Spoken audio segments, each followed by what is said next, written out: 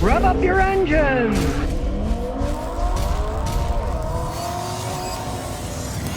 A Mazda CX-5, brand new, 2025. We're gonna go through it and show you what you get for what you pay. Now, first of all, why did the guy buy this? He watches all my videos, but unfortunately, the equivalent Toyota was 15,000 bucks more than this car, and he would have had to wait 6 months. This was in stock. What is it with these CX-5s? One, it's been Mazda's bestseller for years. It is what we in America call a compact SUV. They call them giant SUVs in Asia, but here it's a compact. And of course, y'all want to know what's the real gas mileage, not the rated horse manure. It's all-wheel drive. It gets 32 miles a gallon on a highway.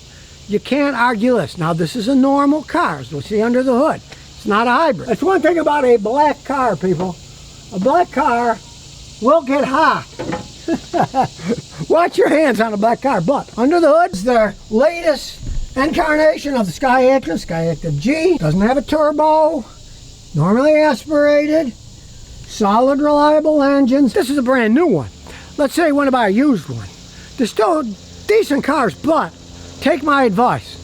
Avoid 2014 to 2016 CX-5. Some of them had engine problems, some of them had transmission problems, some of them had electrical problems, but they seem to have ironed most of them out because, if you don't know, Toyota's got a stake. They own a percentage of Mazda, and they're sharing their technologies.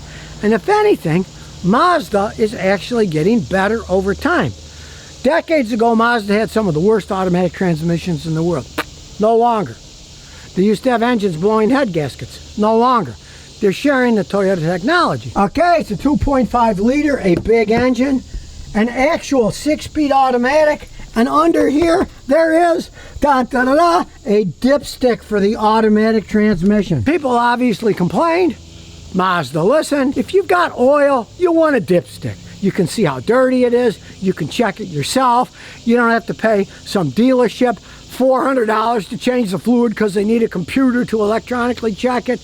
Brilliant idea, Mazda. You've gone one step away from planned obsolescence, and you get kudos for that.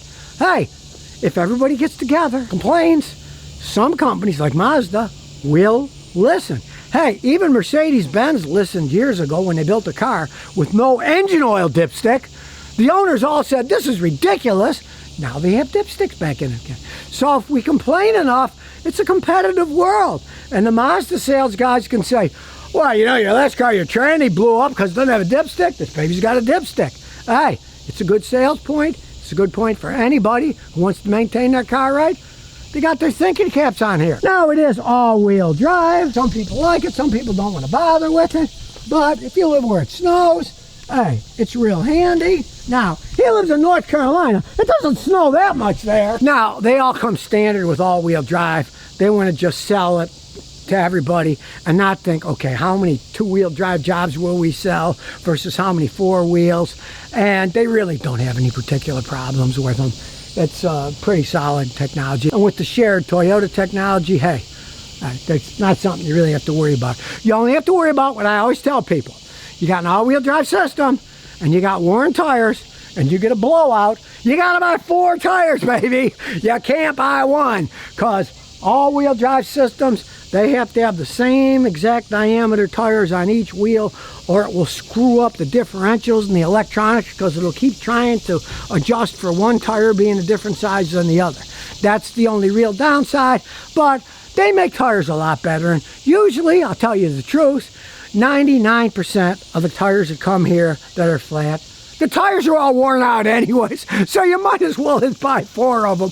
You get tires that are going bald. The main reason you get a flat tire is because the tread's gone, and instead of the nail sticking in the tread, because it's so thin, it goes through, makes a hole, and you get a flat tire. So, it's not all that big reason not to buy one. And in this case, you're not paying extra for all-wheel drive because you can't buy them with two-wheel drive anyway. Take a look inside. Now, as I say, Americans call this a compact SUV. I don't know. It looks a lot bigger than my Matrix, so a lot higher, has a lot more cargo room in it. And you can see, pretty luxurious, right? They're comfy, they look nice. They're not real leather, they're leatherette, so you know, they're basically plastic type stuff. But One advantage of this particular car is this. The CX-5 all-wheel drive, all the safety features that you pay extra for in Subarus or Toyotas. All these safety features come standard in this. They're selling you a vehicle that's got a lot of safety features you don't have to pay extra for. As we look inside, you can see if you want, you can manually shift it. It's got a screen here. Now, it's a nice size screen, but realize it's not blocking your view. I'm sitting here and it's only covering the top of the dash. It doesn't cover the outside, right? And in the middle, it looks like a plain old car, right? It's got a tachometer, speedometer, the information you want, a compass, gas, operating temperature.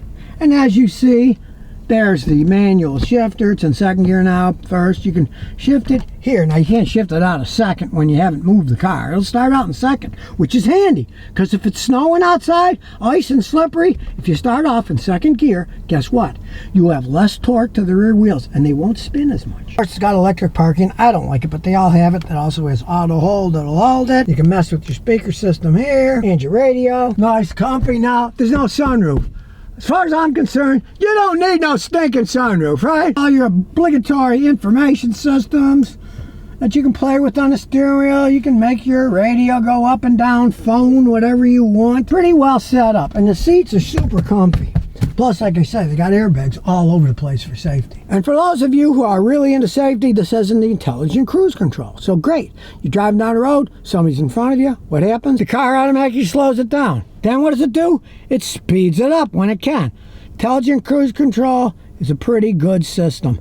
My wife loves it when we rent cars because she says I'm always going over here back and forth on the side because I'm always looking. Hey, it's during vacation, right? I want to see stuff. Even though I'm driving, I want to see stuff. I don't want to miss anything. It did make it safer when we rented one and went to see Death Valley, because then I stayed pretty much on the road because it kept beeping, so I had to stop it from beeping. So let's take this baby for a spin. Check something out while we drive it around. We'll put it in reverse and see if the brake turns itself off. No, it doesn't, so we have to turn the brake off. There, we pushed it down, brake is off. Backup camera, you can see on pixelated screen, pretty wide screen, does the whole driveway and the ditches next to it. And it's a 4-cylinder engine, but it's a big 4-cylinder, 2.5 liters. And it's idling smooth as silk. Here we go. Let's see how this thing shifts. It just shifted gears, and I only know because I saw the tachometer go down. I didn't hear or feel it. Again, I didn't feel or hear it shift, but I saw the tachometer go down. Very smooth transmission, actual automatic with gears. Not one of those CVT clunkers. It seems to me that Mazda's really researching what their viewers want. Zoom, zoom, Mazda, right? CVT is non-zoom. So, what do they got? Regular automatic transmissions. It's one of the reasons the guy bought the car. He doesn't like CVTs either, just like me. Pretty quiet vehicle. Remember, it's not a hybrid or electric. It's just a pure internal combustion engine. Mazda Skyactiv gasoline 2.5 liter engine. We're going to take it to a little drag strip, see how it does there. I like the height. It's not too high, but it's got decent height for getting around stuff. Take a trip down Tobacco Road. Competition Nissan, but I'd buy 10 of these before I bought one of those Nissan SUVs. These are so much better made. And really, at 15,000 bucks less than equivalent Toyota SUV with the same loaded equipment that you'd have to wait 6 months to get if you order one. This baby was in stock and they picked it up when their Toyota Tundra got totaled by a maniac driver who rear-ended them. Now we'll look, there's nobody behind us. We'll see how zoom-zoomy it is. Smooth shifted. Now, yeah, it's not a race car, but hey, we're going 55 miles an hour quickly enough. Smooth experience that if you want to pass somebody, we'll floor it. You can see the speedometer picks up pretty quick. It's got plenty of zip for a vehicle that gets 33 miles a gallon on a highway. This is real. This isn't some made-up thing. This is what the guy actually gets. He's been driving it for like 6,000 miles so far. He just bought it. And that's what he gets on the highway. But we're not going to take it in the cornfield. Let's face the facts. That's for pickup trucks, not for compact SUVs. But for a compact SUV, you can see it's got quite a bit of room inside. It is not small. It's pretty spacious. It doesn't even have one of those little teeny baby horns. It's got a big bore horn. A lot of times these old horns are a little too high. No. Nice horn, just like an old American car. They've studied what Americans want, and they're starting to give it to them. Now, if you want to do a little zoom, let's put it in manual. Here we go. Yes, it does have a bit more pickup when you put it in manual, and there really wasn't that much lag. We're in third gear now. Let's push it in second gear.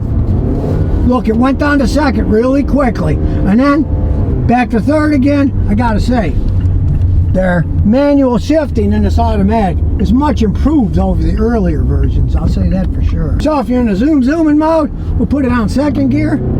Here we go. Nice shifting, smooth.